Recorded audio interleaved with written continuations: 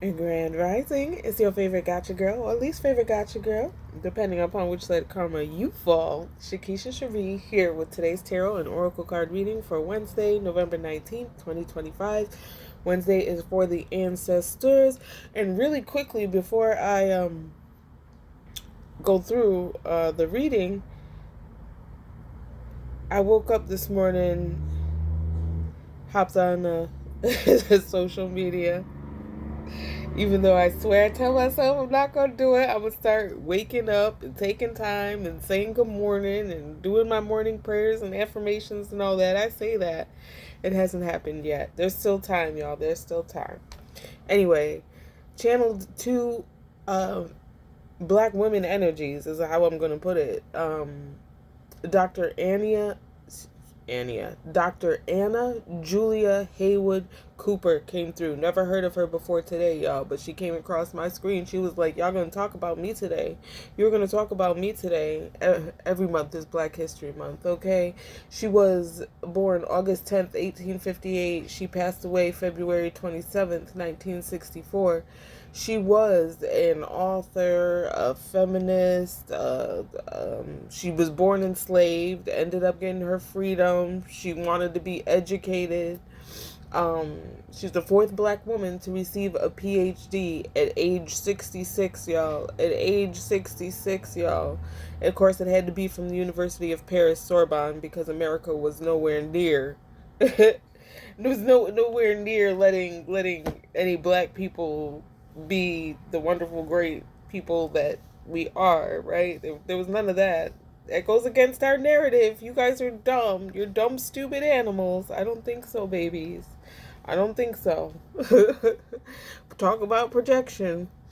And I guess on pages 24, 25 of the 2016 U.S. passport, she has a line that says, "The cause of freedom is not the cause of a race or a sect or a party or a class. It is the cause of humankind." And again, she was a black feminist, educator, intellectual, activist, all that good stuff, right? So, hats off to Dr. Anna Julia Haywood Cooper, who didn't receive her PhD till she was 66 after she raised some kids and, did what she had to do. We know it was a struggle. And then the second energy that came through was Elizabeth Cotton. She was born January 5th, 1893. She died June 29th, 1987 in Syracuse, New York, closer to my old stomping grounds where I'm actually from, all right? Miss Cotton, and it's Cotton with an E, not an O, right? Cotten. She wrote a song. Well, first of all, she was left-handed. I guess the way they put it, you know what I mean? She was poor, so she never have access to musical instruments, but she kind of saw somebody playing a banjo or something when she was young, kind of always dreamed about it. She worked when I think she was in her late teens, early 20s. She bought a secondhand guitar or something, taught herself, she was left-handed. She taught herself to play the guitar upside down, which I don't know anything about playing instruments. I respect everybody who can do it, but I know nothing. I can't read music. I love music, but I can't play it. I can't read it. So, you know what I mean? So, I guess playing backwards meant that she played the bass lines with her fingers and the melody with her thumb, which I guess would mean something to people who know about playing instruments. But anyway, she wrote her first song, Freight Train, at 11. Make a long story super short, she was a maid, she had to put her dreams on hold, as most black women do.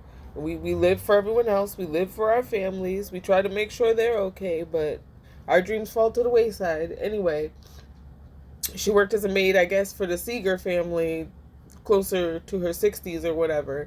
And, they asked her to play, and she showed them her Freight Train song. And so anyway, she was 62 when she was discovered, working as a maid for them, and when she was rediscovered, I guess you could say. And she was 88 when she won a Grammy. She got some albums out, and again, 88 when she was a Grammy. So she was a self-taught left-handed guitarist. She proved that it's never too late. That decades lost don't mean your dreams are dead, y'all. That the music you put away to survive can return when survival finally allows space for living. That was off of the Korra thing where she came to me. So anyway, those are the two energies coming through. Black excellence at its finest. We salute you, Dr. Anna Julia Haywood Cooper. We salute you, Miss Elizabeth Cotton. If y'all coming through, we appreciate y'all. And let's get into it. So, main energy from the ancestors is temperance again. It's balance, y'all. We still trying to rebalance stuff. The book also says that if there's a decision, a choice, something you're trying to make right now, and it seems a little difficult. It said you might be the one uncompromising. Everything isn't black and white. You know, there's many shades of gray, and it could be, you know what I mean? You might not just be giving the other side a fair chance. So kind of reevaluate. Also, if you have something important to say that might be a little emotion fueled, they're saying sit back and think about your words, because once you get words out there, and I know once you put them words out there, you can't take them back. So tread carefully, okay? Think think before you speak at this time, and don't ruin a decent relationship just because you're a little emotional at the moment. Then we got the Son of Knives, clarified by Liberation, Queen Mother Nanny Liberation.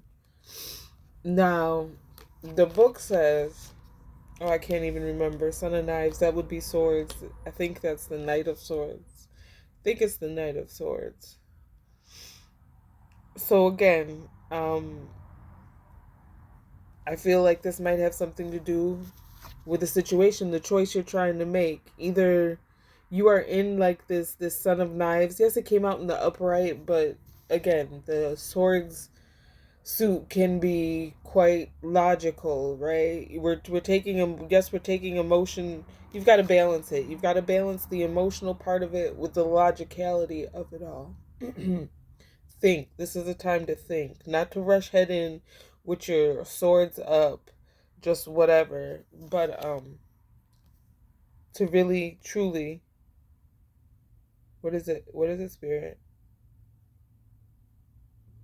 to take your time. And then I'm also getting like, if there's someone in this swords energy with you, they might be being unfair to you. Don't you be unfair to yourself as well. It all depends on your situation, you guys. You got to interpret it as you go. Either you're the one in the Son of Knives energy, or there's somebody in their Son of Knives energy.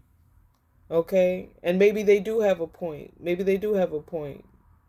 All right? There's three sides to every story. That's what Spirit said, right? Your side, their side, and somewhere in the middle is the truth. But anyway, either standing strong against this Son of Knives energy that might be being unfair to you, or by reevaluating and seeing if you're being fair to someone else, all parties involved will have liberation, okay? All right? A lot of the times, the traps that we're in, the prisons that we're in, they're prisons of our own making. Then we've got the Ace of Sticks.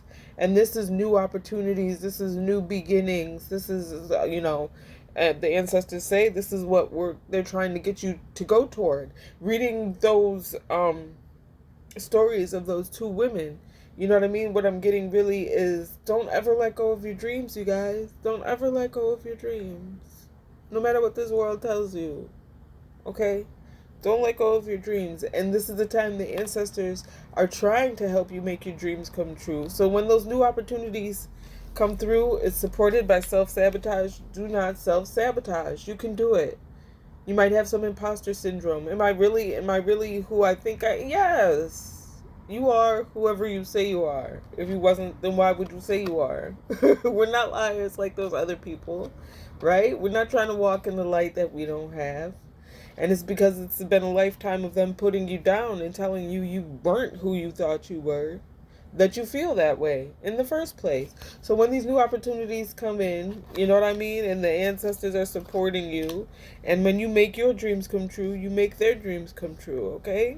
We have a lot of opportunities, especially people of color, that we didn't have, that our ancestors didn't have. They were forced. They were forced to stay on the bottom, okay?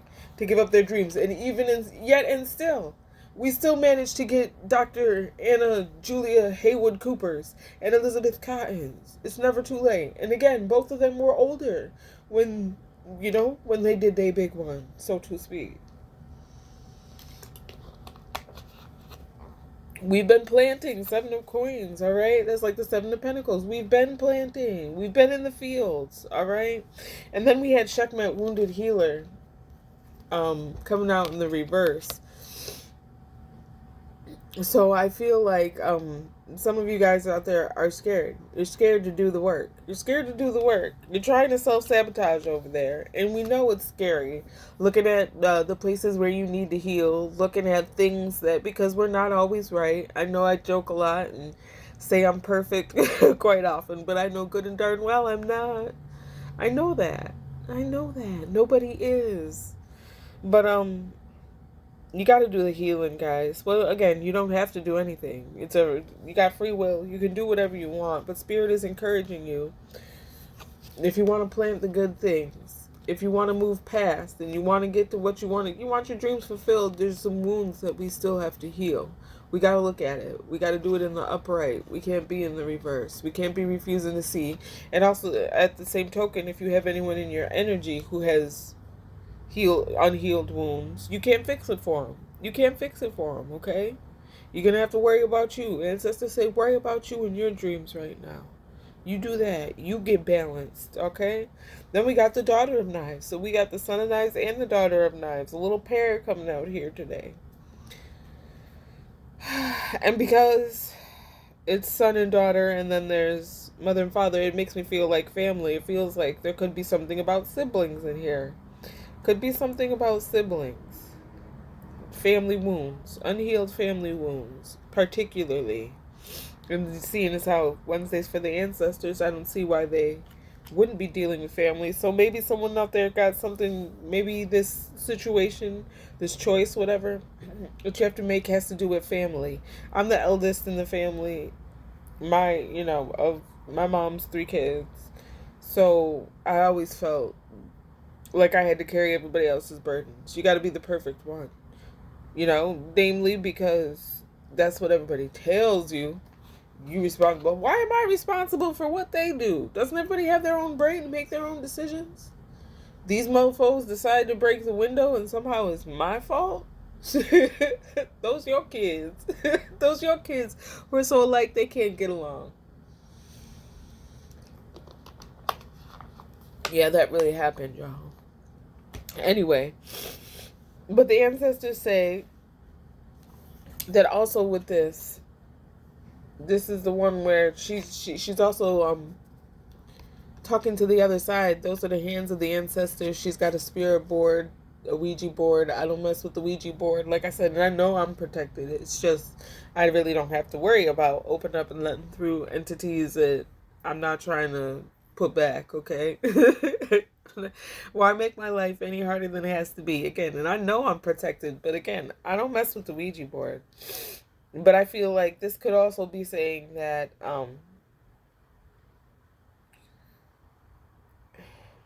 so either way, we got both the Page of Swords and the Knight of Swords out here. I'm not sure which is which. I would think this would be the Page because of messages. Messages from the other side. Again, I know this for me means that my spiritual gifts are coming up. I thought I could hear voices from the other side before. I thought I just knew my clear cognizance was on point before. It's about to step it up because miracles are happening. And you know what? Good news to end it all. Miss Robinson, which is like, what is it? The devil? Every time I see her, for whatever reason, I always think death. But this is not the death card. This is the devil card. But still, I don't, you know what I mean? Everything happens for a reason. So, even though this is the devil card, and it's upright, there's a devil. I think ancestors are trying to clarify this is the mentality that we need to put a death to. Okay, the devil mentality. We got to get rid of these addictions. We got to get rid of these limiting beliefs. We got to get rid of these toxic people, places, habits, all that. We got to get rid of it. And Look, it was clarified by scarcity. Scarcity mindset, because that's what this world will put into you. There's never enough, right? There's not enough. Everything is limited. When in actuality, everything is unlimited. Unlimited creativity, unlimited.